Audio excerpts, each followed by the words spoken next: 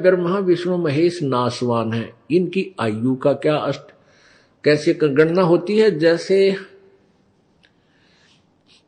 ब्रह्मा जी की आयु बताते हैं 100 वर्ष है। इनके वर्ष कैसे बनते हैं? जैसे 1008 चतुर्युग का ब्रह्मा जी का एक दिन होता है और इतनी ही रात्रि। इसको लमसम में 1000 चतुर्युग की रात्रि और इतना ही दिन लेते हैं। तो 2000 चतुर्युग की दिन और रात होगी और 30 दिन रात का एक महीना होता है, 12 महीने का एक वर्ष और 100 वर्ष की आयु ब्रह्मा जी की।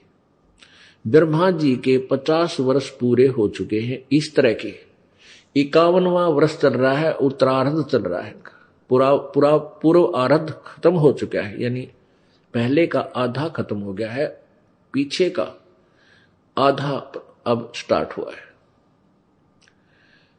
अब जब 7 ब्रह्मा की मृत्यु हो जाएगी, 1 विष्णु की मृत्यु होगी और 7 विष्णु जी की मृत्यु हो जाएगी, तब 1 शिव जी की मृत्यु होगी। रजगुण सतगुण तमगुण जैसे ये ब्रह्म के पुत्र हैं।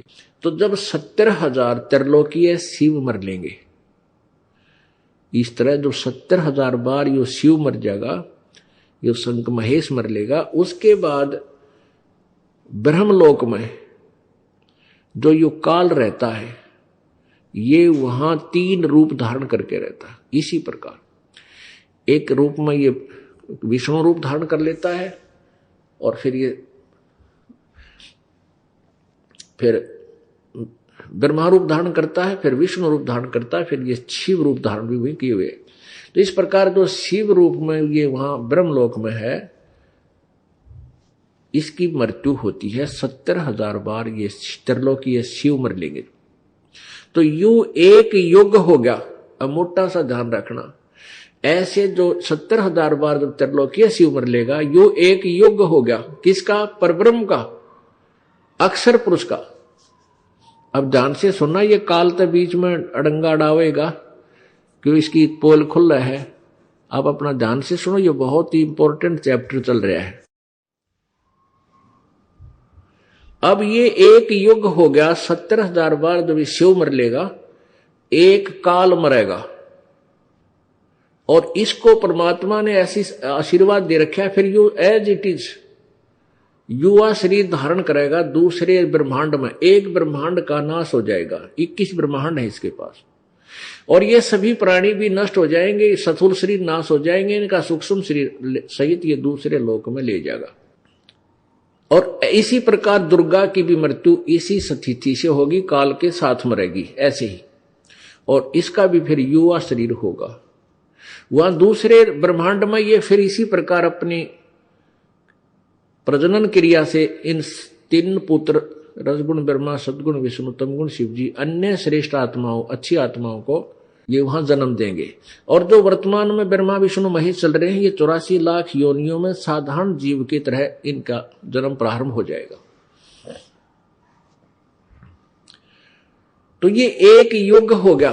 अब ध्यान रखना, युग और चतुर्युग में ब्रह्मा जी की आयु और अन्य जो ये 3 भगवान, 2 और भगवान और हैं, विष्णु और शंकर, इनकी आयु का तो परिमाण है चतुर्युग से, और अब केवल युग से होगा परब्रह्म का जो है। तो ये 1 युग हो गया उस अक्षर पुरुष का, जो गीता जी अध्याय नंबर 15 के श्लोक नंबर 16 में क्षर पुरुष और अक्षर पुरुष।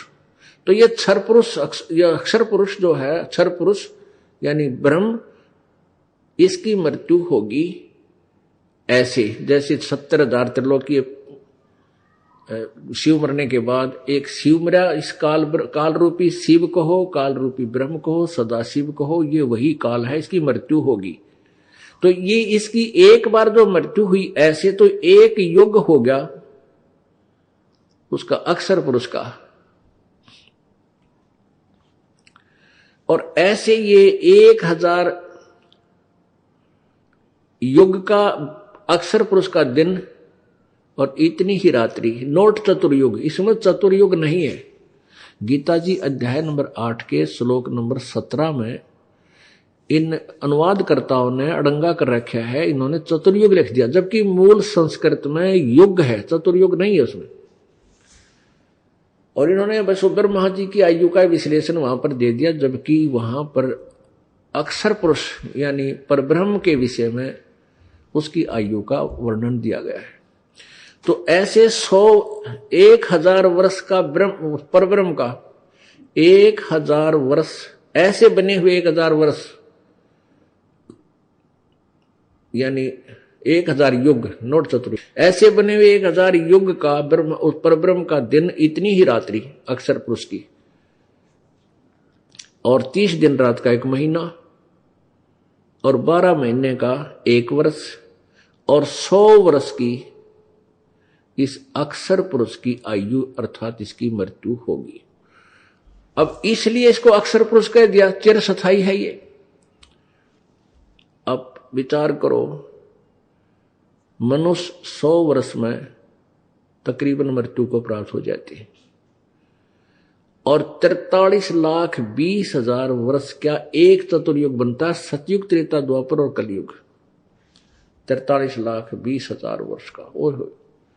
और फिर ऐसे ऐसे चतुर्युग 1,008, 1,000 मान लो तो भी गणे बहुत हो जाते हैं, इसलिए लंपसम ले लिया 1,000 चतुर्युग, और इतनी रात्रि, और फिर 30 दिन रात का 1 महीना, 12 महीना का 1 वर्ष, 100 वर्ष की ब्रह्मा की आयु, उस तो 7 गुणी विष्णु की, उस तो 7 विष्णु से 7 गुना शंकर जी की, और 70,000 जब बार शंकर मर ले, जब एक वह काल मरे, जो गीता ज्ञानदाता चौथे अध्याय के 5वें और 9वें श्लोक में कहता है कि मेरे जन्म तेरे बहुत हो लिए, तू नहीं जानता मैं जानता हूं। मेरे जन्म और कर्म दिव्य हैं, अलौकिक हैं, तुम्हारे जन्म नहीं होता मेरा ऐसे जन्म होता है। मृत्यु तो होती है, इसको दुख भी होता है मृत्यु का, परेशानी भी होती है मृत्यु के समय, लेकिन शरीर इसका छूटता है, फिर दोबारा युवा जन्म इसको मिल जाता है।